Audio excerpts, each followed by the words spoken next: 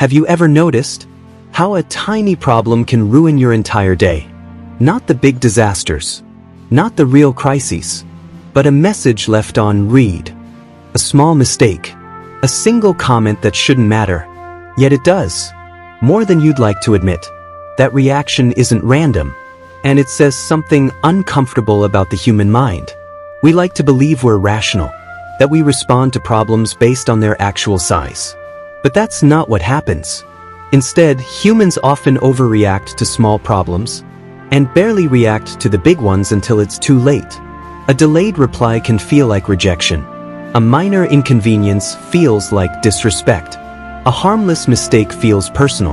And quietly, those small reactions begin to control our mood, our relationships, and our sense of self. Here's the strange part. The smaller the problem, the more emotional the reaction tends to be. Because small problems don't threaten survival, they threaten identity. A big crisis activates logic. A small problem activates ego. And ego is loud. Ego doesn't analyze. Ego reacts. A traffic delay isn't dangerous, but it makes you feel powerless. A typo isn't serious, but it makes you feel careless. Someone interrupting you isn't harmful, but it makes you feel invisible. And the mind hates feeling small. Imagine this. You spill coffee on your shirt before work. Nothing is ruined. You can change. Yet suddenly, you're irritated, short-tempered, judging everything. Or this. Someone gives you mild criticism, not harsh, not unfair. But your mind replays it all day. You rewrite conversations.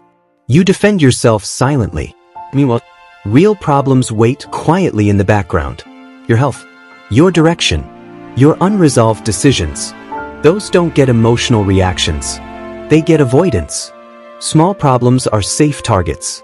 They allow emotional release without real risk. You can't explode over your life's uncertainty. That would force change. But you can explode over a late email, a missed call, a tone of voice. So the mind uses small problems as pressure valves.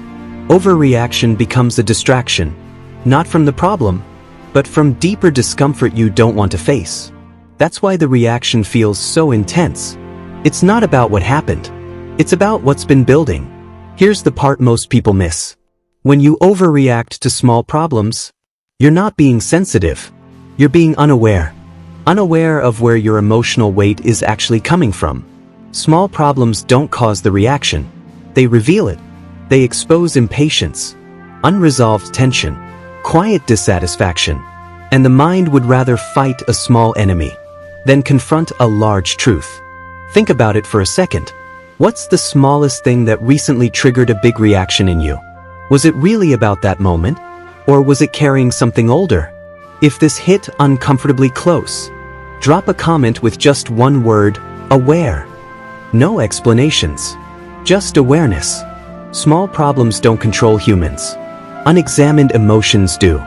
And the more someone reacts to tiny disturbances, the less they're facing what actually matters. So next time something small feels huge, not to fix it, not to control it, but to ask yourself, what is this really about? Because the reaction is never the problem. It's the message.